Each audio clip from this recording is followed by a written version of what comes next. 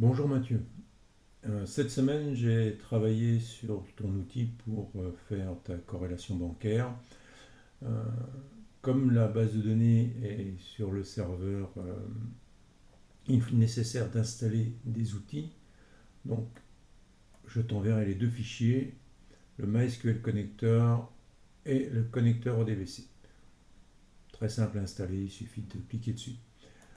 Après ça, je t'ai créé ton fichier Excel. Donc, voici une présentation, une page menu avec les différents processus. Le premier, on va lire les données du serveur SQL et après on peut charger les différents fichiers, PayPal, PayPlug, Alma. Et le process matching, c'est pour identifier tes transactions par rapport à tes ID bancaires. Il y a une feuille de setting qu'il faut maintenir à jour en cas de besoin avec les paramètres de connexion, cette partie-là. Le dernier mois traité, les derniers queries, ça c'est juste des informations techniques. Et là ici, les taux de change et les comptes TVA et produits. Quand tu lances la première étape, le système crée deux feuilles, INV pour invoice avec le mois, CDN pour credit note, qui contiennent les informations venant de ton serveur. Donc ici, elles ont été déjà traitées. On retrouve le numéro de facture, la commande, la référence, la date, évidemment, toutes les informations du client, le pays. En orange, la taxe qui vient de ta feuille setting. En jaune, tout ce qui vient de ta base. En orange, ici, la TVA qui est calculée. Et le processeur de paiement. Là, ici, on a le contrôle de TVA, c'est-à-dire quand cette colonne-là et cette colonne-là sont identiques. Le calcul de différence.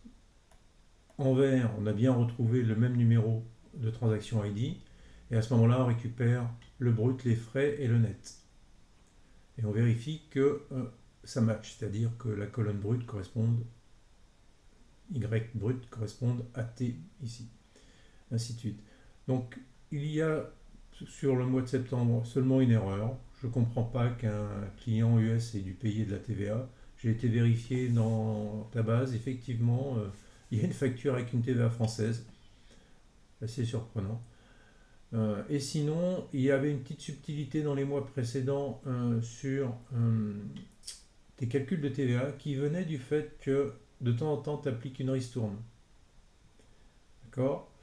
Et ce que je ne savais pas, ce que j'ai découvert, c'est que quand la ristourne est égale aux frais d'expédition, à ce moment-là, on n'en tient pas compte dans le calcul de la TVA.